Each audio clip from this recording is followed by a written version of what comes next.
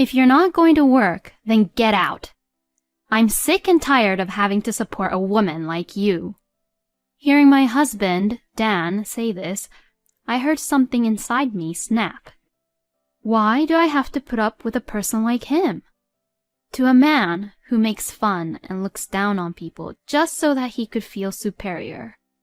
Actually, I don't need this kind of man in my life. My name is Louise. I'm a 36-year-old housewife. I work from home and I'm a freelance illustrator. I originally went to an art university because I love to draw, and after graduation, I worked for a company which specialized in designs. Then, when I turned 30, I took the courage to start my own business. I decided to do this in order to express freely and also express my own way. At the time, I was single and thought, it's my life, so I'll do what I want with it. But I met my current husband, Dan, through a friend of mine, and Dan and I got along very well with each other. We decided to get married, and a year later, we were a married couple. The company where Dan worked for had branches all over the world, and he traveled around as a salesman. Because of his difficult tasks at his work, Dan wanted me to be a full-time housewife. So I temporarily stopped working as an illustrator after our marriage. It is true that Dan worked overtime and traveled a lot, and someone had to take care of the house while he was gone. Now that we have become a married couple, we have to support each other properly. That's how I felt, and I understood the situation, so I had no complaints about quitting my job. I thought that I could continue to study drawing illustrations while being a housewife, and when the time comes, I can resume being an illustrator again. I love my husband because I was able to think about this situation in a positive way, and I knew that he also loved me. We trusted each other like this and had no worries or complaints about anything. But then came a turning point to our marriage.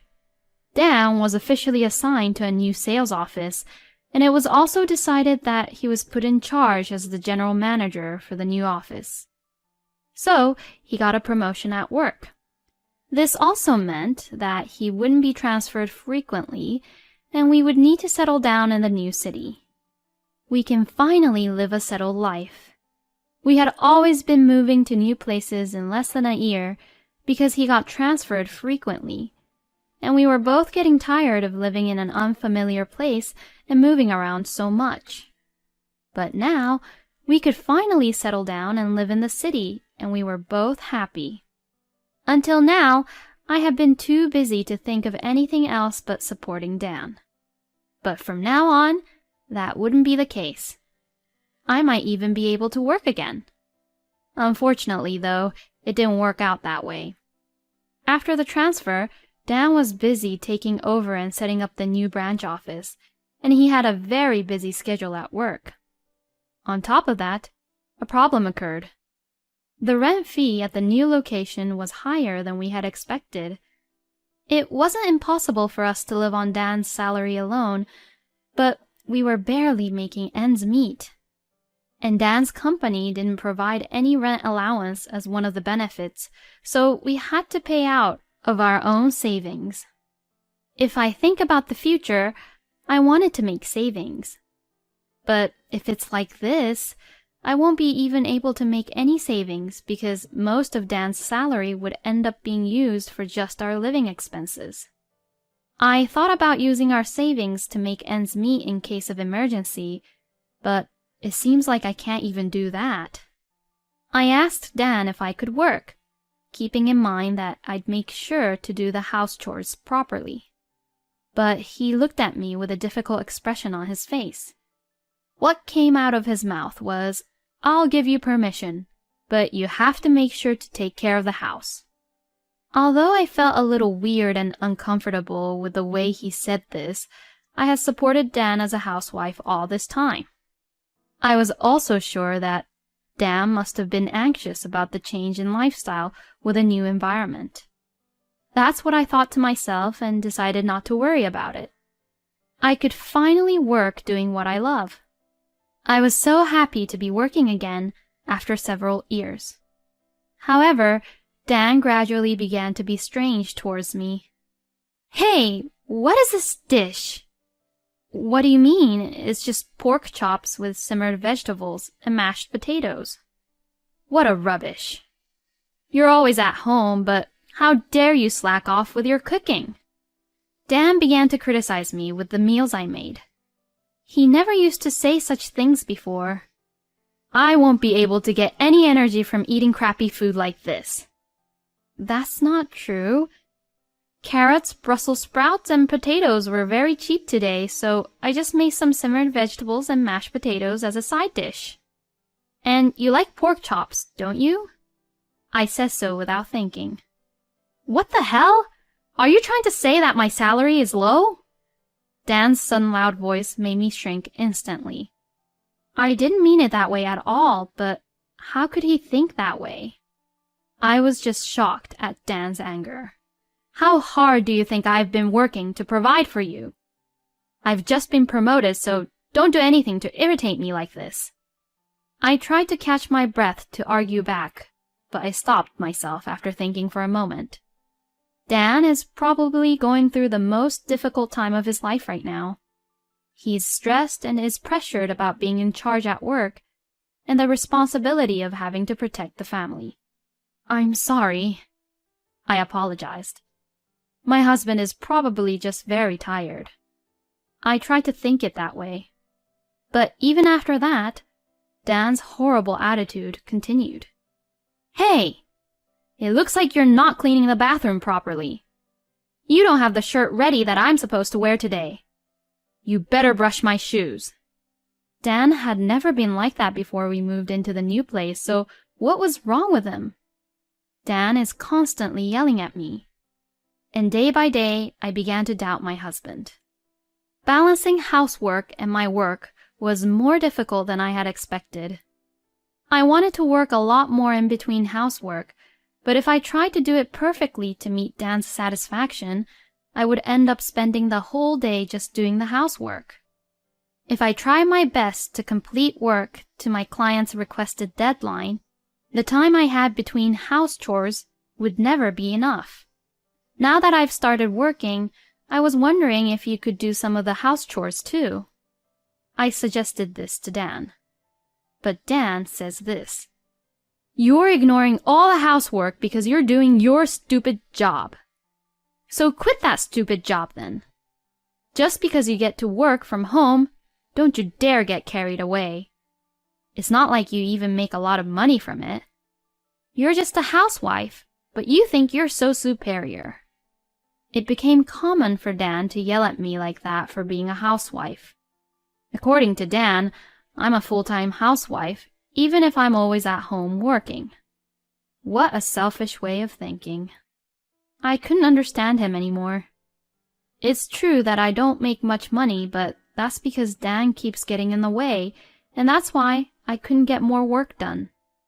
I was so fed up with him, so I started to do the bare minimum of housework for Dan so that I could have more time for my own work. Then my husband became even more grumpy than before. The gap between Dan and I grew deeper and deeper. Then one day, while I was cleaning our room, I found his payslip.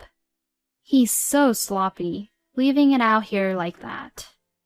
The payslips were left on his desk carelessly. But being somewhat curious, I picked it up. I knew about Dan's salary, of course, but I had never seen his payslips before.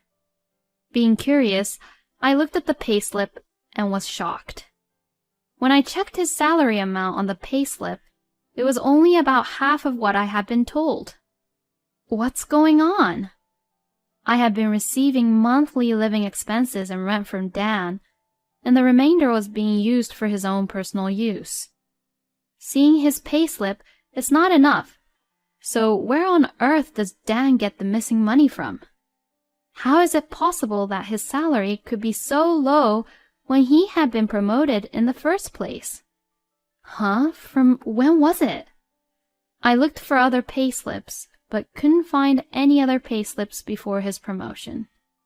To be honest, I had no idea what was going on, and it was only then that I finally confirmed to myself about the doubts I had towards Dan. We couldn't possibly live off only with his salary written on the payslip, and I wondered what Dan was thinking about. As his wife, why would he keep such an important matter from me? Why didn't he tell me that his salary had gone down? As I was gathering the payslips to question Dan about it, the phone rang. It was from my uncle, Phil, who came from Dan's family. I didn't really know him very well, having only seen him a few times. "Oh, Phil, it's been a while. What's wrong?" "Yes, it's been a while. Actually, I hate to tell you this, but I'm lending some money to Dan. I was wondering when he would pay me back, you know. It's been a long time since I lent him the money, and I've been worried that he won't pay me back, you know." "What? He owes you money?" Now everything clicked in my mind. Dan had been using the money he borrowed from Phil to pay the amount he's been missing from his salary. The amount Dan borrowed was around $10,000. I sincerely apologized to Phil and promised to pay him back. Even though what Dan did was horrible, he didn't try to blame me and said gently, "As long as he pays me back, it's fine." I had run out of patience with Dan.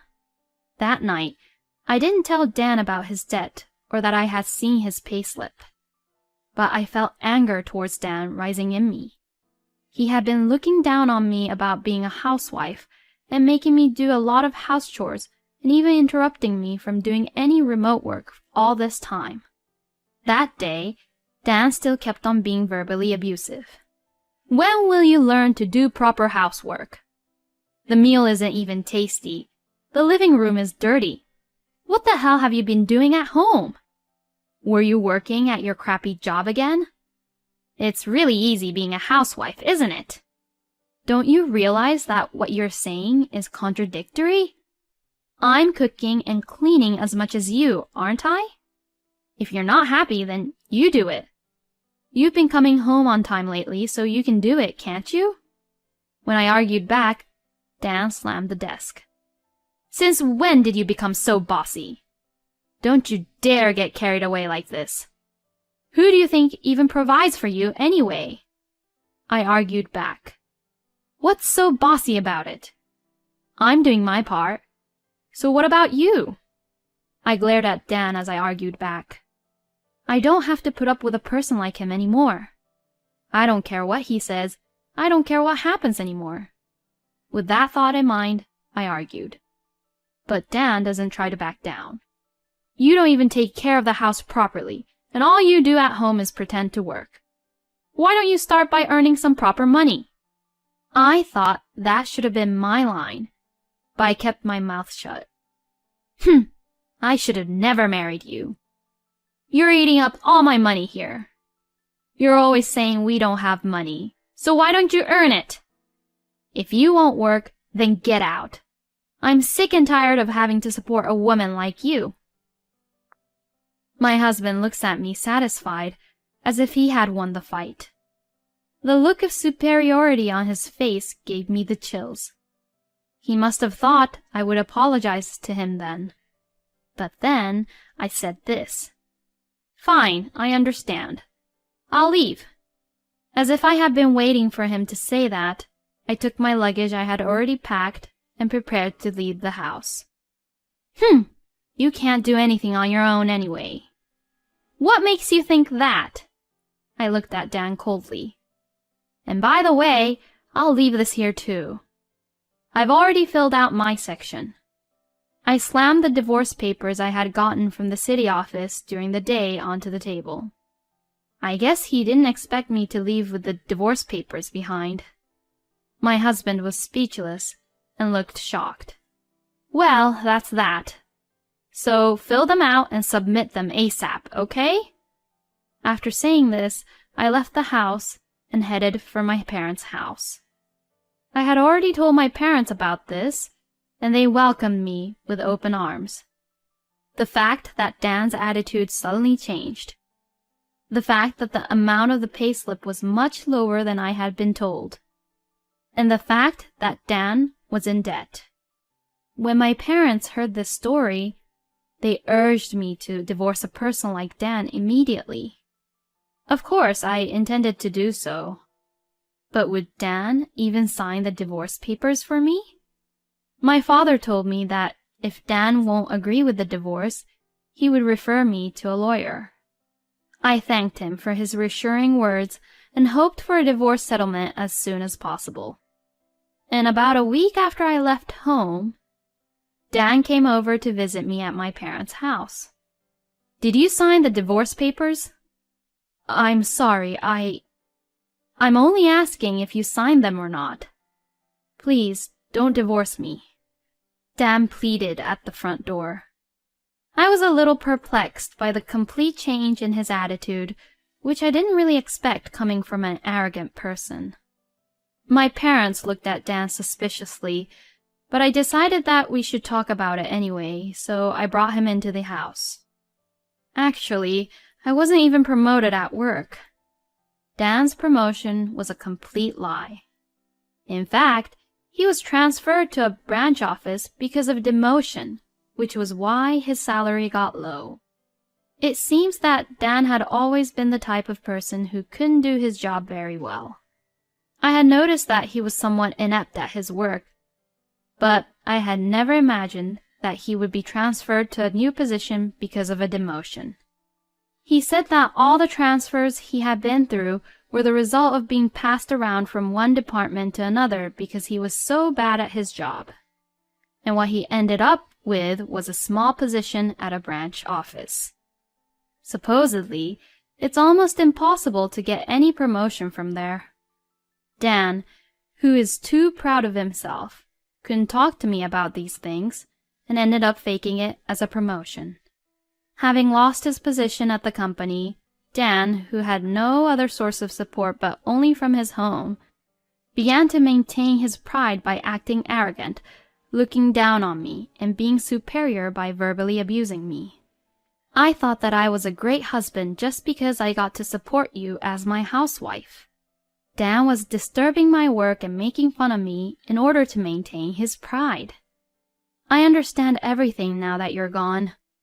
You were making a lot of money, huh? Just before I left a copy of my own bank book in Dan's room intentionally. The monthly deposit was less than Dan's salary, but still enough to help us make ends meet. I finally realized that I need you. I can't pay the rent by myself, and I think that if you and I work together again, we can make it work. So let's start over again. I want to be with you. I won't ever make you feel like that again. Dan had tears in his eyes. But I had no feelings for him anymore. If you can't afford the rent, why don't you just move out? There are cheaper rooms to rent for one person. And what about your debt? Don't you have to pay Phil back? I said, and my husband looked confused and asked, "How do you know that?" Even after all this time, he was still hiding the debt from me and trying to start over. He really is a helpless person. I know you were getting by with the money you borrowed from Phil because of your low salary. But if you really wanted to start over with me, don't you think that I had the right to know about your debt? I said that to Dan, and my father also joined in. You're being too dishonest, Dan. I can't trust my daughter to you anymore. The same goes for your debt. What were you trying to do without telling Louise about it? Hearing this, Dan remained silent.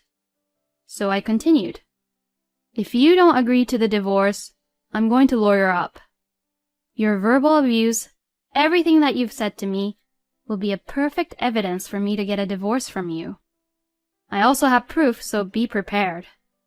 At my words, Dan understood the situation and took the divorce papers out of his bag. I really can't take it back, huh? It's too late. We are strangers now. I received the divorce papers from Dan.